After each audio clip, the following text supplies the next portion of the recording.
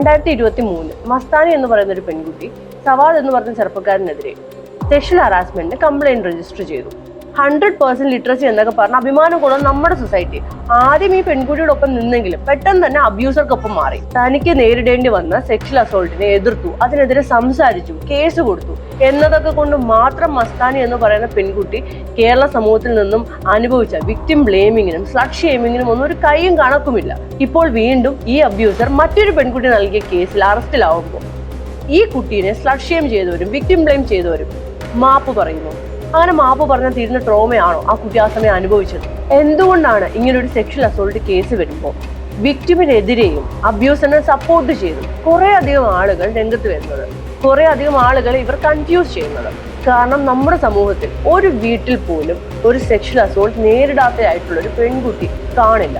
ഈ പെൺകുട്ടികളെല്ലാം ഇവർക്ക് നേരിട്ട സെക്ഷൽ അസോൾട്ട് പുറത്തു പറഞ്ഞാൽ ഈ സൊസൈറ്റിന്റെ അവസ്ഥ എന്തായിരിക്കും? അതേത് വിധേനയും തടയണം. ഈ വിക്ടിംസ് ഒന്നും മിണ്ടരുത്. ഈ സെക്ഷൽ അസോൾട്ട് അത് ബസ്സിൽ വെച്ചിട്ടാണെങ്കിലും ട്രെയിനിൽ വെച്ചിട്ടാണെങ്കിലും ഏറ്റവും അധികം സെക്ഷൽ അസോൾട്ട് നടക്കുന്നത് സ്വന്തം വീട്ടിൽ വെച്ചിട്ടാണ്. അങ്ങനെയാണെങ്കിൽ പോലും ഇത് നോർമലൈസ്ഡ് ആവണം. മിണ്ടരുത്. വിക്ടിംസ് ഒരു കാരണവശാലും മിണ്ടരുത്. അതിന് കാലാകാലങ്ങളെ അബ്യൂസേഴ്സിന്റെ കൂട്ടം ചെയ്തു വരുന്ന രീതിയാണിത്. കുറ്റപ്പെടുത്തുക, ഒറ്റപ്പെടുത്തുക, മിണ്ടാതാക്കുക. അത് തന്നെയാണ് 2023 മസ്താനിക്കെതിരെ ഉണ്ടായത്. ഈ അബ്യൂസേഴ്സിനെ സപ്പോർട്ട് ചെയ്യുന്നവരെ മാലയിട്ട് സ്വീകരിക്കുന്നവരെ സൂക്ഷിക്കുക. ഇവരും പൊട്ടൻഷ്യൽ റേപ്പിസ്റ്റുകളാണ്.